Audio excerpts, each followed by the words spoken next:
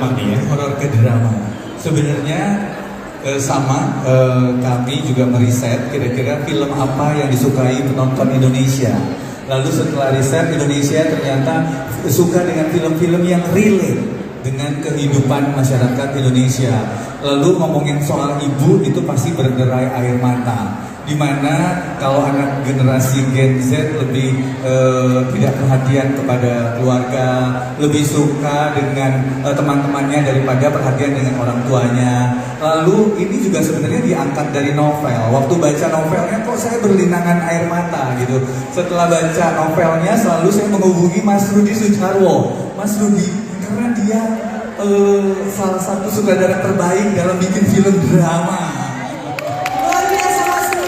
Setelah ngobrol sama Mas Rudi, saya ngobrol sama Mbak Oka Aurora untuk menulis skenario-nya. Lalu kita bertiga bertemu untuk kira-kira ceritanya berjalan seperti apa. Setelah ceritanya jadi, kira-kira case-nya siapa yang akan memerankan si tokoh-tokoh ini. Untuk peran Ibu Rahmi itu diperankan oleh Ibu Christine Hakim. Kebetulan Ibu Christine Hakim terhalang hadir hari ini karena masih di Jepang. Delay pesawat baru sampai di Jakarta jam 7 malam. Kalau kita tunggu di sana jam Lalu setiap karakter ini kita pikirin banget. Ini perpaduan antara tim Leo Picture dan Mas Rudi. Kita ngobrolin kira-kira peran ini cocoknya buat siapa, sehingga dapatlah cast-cast yang sangat luar biasa ini. Saya merasa beruntung sekali bekerja sama tim Bella Esok Ibu Tiada karena mereka memberikan effort yang sangat luar biasa, memberikan kerja keras, reading berhari-hari, ikut nulis skrip, ikut ngasih masukan. Jadi ini merupakan satu karya yang sangat dinanti dan jangan lupa siapin tisu karena pasti berlinangan air mata. Waktu pertama kali saya menghubungi Mas Rudi pesannya cuma satu, orang yang nonton harus nangis. Dan lalu mulai develop, lalu Mbak Oka mulai menulis, lalu pada saat reading Mas Rudi juga ikut menulis bagian dialognya, Adinia Wirasti pun ikut menulis dialognya, dan saya sama Mbak Nunu ikut meramu di balik untuk kesuksesan film ini. Luar biasa. Terima kasih. Dan tentunya saya penasaran juga Mas Rudi Sudjarwo ini adalah sutradara yang sangat legend sekali, sutradara papan atas ya. Oke.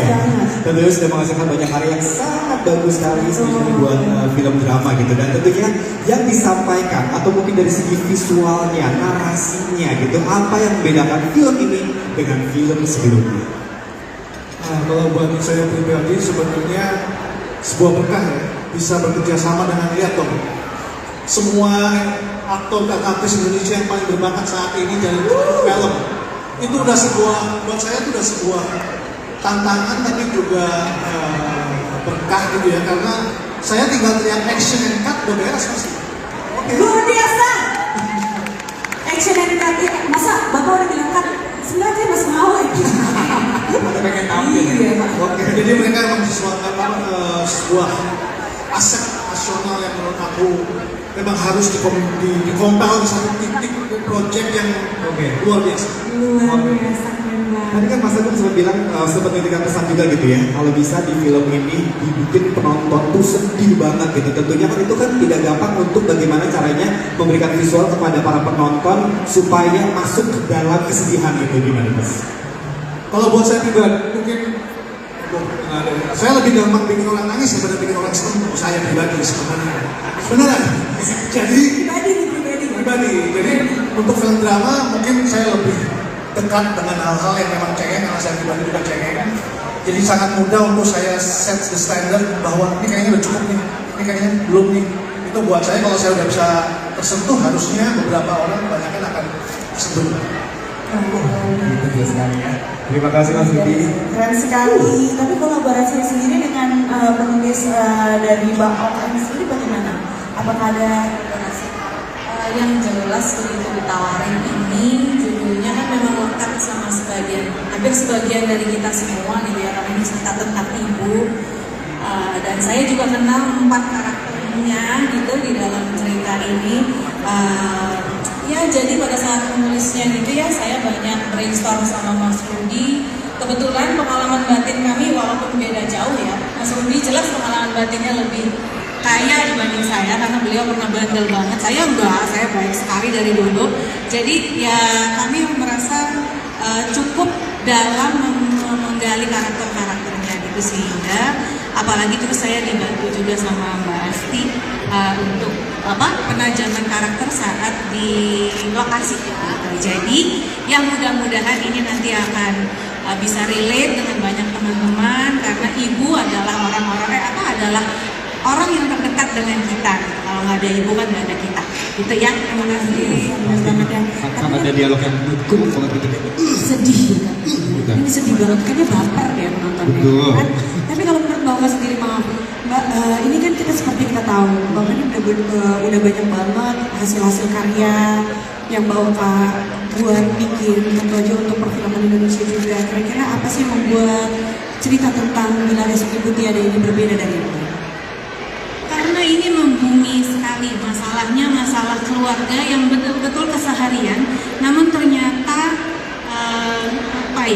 ternyata bisa memicu konflik yang besar gitu. Jadi ceritanya adalah tentang trauma masa lalu, luka masa lalu, kekecewaan masa lalu di dalam sebuah keluarga kecil yang sebetulnya di-trigger dari masalah-masalah yang sederhana banget, sehari-hari banget, namun bisa memicu dan meledak menjadi sebuah drama gede gitu. Oke, Luar biasa. trauma yang masih tertahan dalam hati dan juga pikiran. Oke, dan tentunya sebelum kita ke cast-nya dulu, kita ke Mbak Dulu tahu dulu apa nih yang akan disampaikan, diingatkan mungkin buat semuanya untuk film Bila Esok Ibu Tiada. Film ini wajib banget ditonton karena semua kita punya ibu, dan saat kita sudah beranjak dewasa dan kita juga banyak aktivitas yang harus kita jalani, kadang bukan sayang tapi sebentar ya bu gitu. Jadi maksudnya selagi masih ada ibu, maksimalkanlah kita untuk ibu kita ya aja sih. Luar biasa. Itu dia ya, menghargai orang tua, menghargai ibu. Mungkin ada pesan-pesan khusus mungkin itu tentang bagaimana sih ibu kita tuh merawat kita dari kecil ya, mengandung, menyusui, dan bagaimana bakti kita terhadap orang tua, terutama seorang ibu. Mas Agung ini kan sangat mencintai ibunya ya, yang kita tahu ya. Amin. Makanya tagline film kami adalah rayakan selagi ada. Wow. Rayakan selagi ada, beri tepuk tangan. Yes, bisa juga saya berbicara atas nama ibu juga ya. Oke, lanjut. Oke, dan selanjutnya Adinia Wirasti. Apa kabar lagi? Baik, kamu cantik sekali. Dan tadi juga saya sudah yakin sekali kalau kamu yang main pasti akan jadi cantik sekali peranan yang dimainkan. Ya, nah kira-kira nih apa nih tantangan dari film ini sendiri gitu yang mungkin membedakan dari film-film yang kamu sudah tidak terhitung banyaknya? Oke. Kasih tahu Mas. Jadi sebenarnya film ini tuh adalah salah satu proyek yang sangat spesial buat saya karena pertama kali saya kerja sama dengan Ibu Sujarwo itu adalah tahun 2001 kira-kira. Ya, Ya pokoknya udah pertama kali kita kerja sama tuh ada C1 loh Mas. Jadi memang udah lama sekali. Lalu Mas Rudi ternyata percaya sama saya, memperkenalkan saya kembali lewat tentang dia tahun 2004. Oke. Lalu tiba-tiba 2024 beliau menelpon saya pribadi dong. Challenge yang terberat sih bilang iya. Oke. Jadi udah pasti ya gitu. Udah pasti gimana juga kalau nggak ada Mas Rudi Sujarwo kayaknya gue nggak akan ada di sini sekarang gitu. Dan segala macam perjalanan yang cukup lama ternyata di 4 tahun kan. Lalu sebenarnya film ini juga sangat amat unik karena Mas Rudi percaya pada aktornya 150%. Kami sebagai aktor diberi ruang, diberi waktu, diberi kayak sandbox gitu untuk pakai mau main, gue akan nge-frame semua dengan kamera gue. Nomor satu yang Mas Rudi waktu pertama kali bilang di single ini ke aku adalah pendekatannya mau kayak dokumenter. Jadi gimana caranya supaya aktor-aktor kalian menciptakan dunia yang gue mau frame di film itu. Jadi memang persiapannya cukup panjang dan cukup detail gitu. Kami berempat sebagai kakak adik yang mungkin bentuknya nggak sama, Saya paling tua, ini kedua, ketiga, keempat. Anak dari Christine Hakim dan Sandra Raharjo. Dan itu tuh kayak, oke, kita mau apain ya karakter ini empat-empatnya dan hubungannya kira-kira seperti apa gitu. Dan akhirnya dalam film ini kami bisa kerjasama bareng lagi setelah berapa 20 tahun. Dan akhirnya jadi dalam main nih, jadi emang nostalgic iya, menantang juga iya. Sebagai aktor juga aku merasa dibebaskan sekali di sini. Cuman memang aku menulis sedikit sebagai juru tulisnya Mas Rudi sebetulnya. Apa yang Mas Rudi mau tumpahkan ke dalam tulisan, I don't know. Wow, berat ya. Karena udah berbagai macam karakter udah kamu mainkan juga ya, dari yang cowboy, waktu di Carmen, terus juga banyak sekali film-film dramanya. Kita tunggu karya dari kamu nanti, oke? Thank you. Keren sekali, dan juga ini kita tentu aja kan pemain-pemain para senior semua ya. Yap. Ada Kak Fedi Nuril juga di sini. Kak Fedi, bagaimana sih Kak? Apa sih tantangan dari film Bila Es Kini Tiada ini yang membuat kakak kan biasanya kakak biasa bermain film-film yang hebat gitu. Iya, Kira-kira apa yang berbeda dan menantang di film? apalagi film yang selalu bikin ibu-ibu tuh pada nyubit gitu, kayak ih makanya di laki itu jangan begitu gitu. Nah sekarang gimana? Film yang beda dan menantang di film ini, padahal kan perempuannya 1, 2, 3, 4, tapi istri cuma 1. Biasanya kebalikannya. Minimal 2 lah. Tapi enggak, di sini istri cuma 1 karena di sini memang fokusnya kakak beradik ya.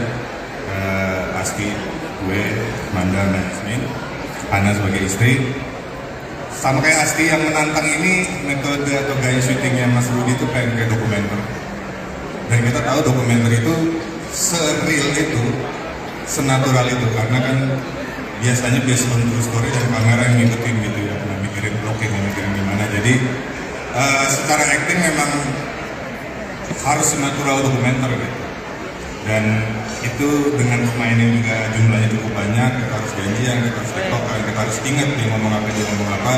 Ya itu seru sih, tapi ya menantang gitu, karena gimana memang rasanya penonton yang nonton juga ada di sekitar situ gitu sih. Keren banget ya, tapi pasti pesannya akan tersampaikan dengan sangat baik karena actingnya juga jago-jago banget di sini, luar biasa kakak. Nah, dan yang bikin saya tertarik untuk mau main di sini, biasanya memang kita kebanyakan drama itu tentang cinta, cerita romantis kepada orang tua, tapi di sini juga menekankan kalau hubungan kakak adik itu juga sebuah hubungan yang harus diusahakan untuk tetap harmonis. Nah ini kan seorang ibu, Christine Hakim, bagaimana dia menjaga anak-anaknya tetap rukun, tapi kita juga lupa, bukan karena kita ada kakak berarti kita harus terima aja begitu aja karena darah daging, tapi hubungan ada kakak itu juga harus diperjuangkan supaya bisa harmonis.